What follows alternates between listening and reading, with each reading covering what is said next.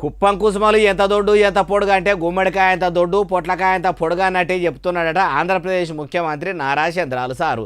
విజనున్న ముఖ్యమంత్రిని హైదరాబాద్లో హైటెక్ సిటీని కట్టింది నేనే అని చెప్పుకునే నారావారి నోటి నుంచి అసలు మాటలు ఏడ దొరికినాయి ఏం కథ అంటే ఆడికే పోయిందాం పాన్రి. అయ్యా నారా చంద్రబాబు సారు ఇక మీ నరకుడు సురువు చెయ్యండి. ఒకప్పుడు మన పిల్లలకు నేను ఐటీ నేర్పించాను, అవకాశాలు ఏర్పాటు చేశాను. నా మాట విన్న వాళ్ళంతా ఈరోజు ప్రపంచంలోనే ఎక్కువ ఆదాయం సంపాదిస్తున్నారు. సారు మరి ఎక్కువ ఆమ్దాని అంటే ఏ పాటి సంపాదించి ఉంటారో కూడా మీరే చెప్పుర్రి.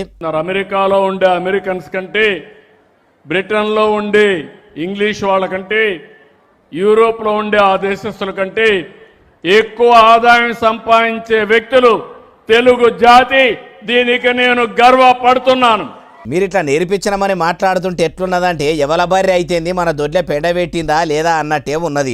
ఎందుకంటే వాళ్ళ టాలెంట్తోని బయటి దేశాల్లో ఎవలకు దోచినట్టు వాళ్ళు ఎదుగుతుంటే అది కూడా మీ ఖాతాలో వేసుకొని చూడుండ్రి అగో అందుకేనట. అయ్యా చంద్రాల సారు మరి మీరు చెప్పినట్టే వాళ్ళు ఇని బాగుపడ్డరు, మీరు నేర్పించినట్టే నేర్చుకున్నారు అనుకుందాము. మరి తమరు పాలనగిరిగా పెడుతున్న ఆంధ్రప్రదేశ్ ప్రజలు మీరు చెప్పినట్టే ఇన్నారు. మొన్నటి ఎన్నికల్లో కూడా మీ కూటమికే ఓట్లేసి గెలిపించిర్రు.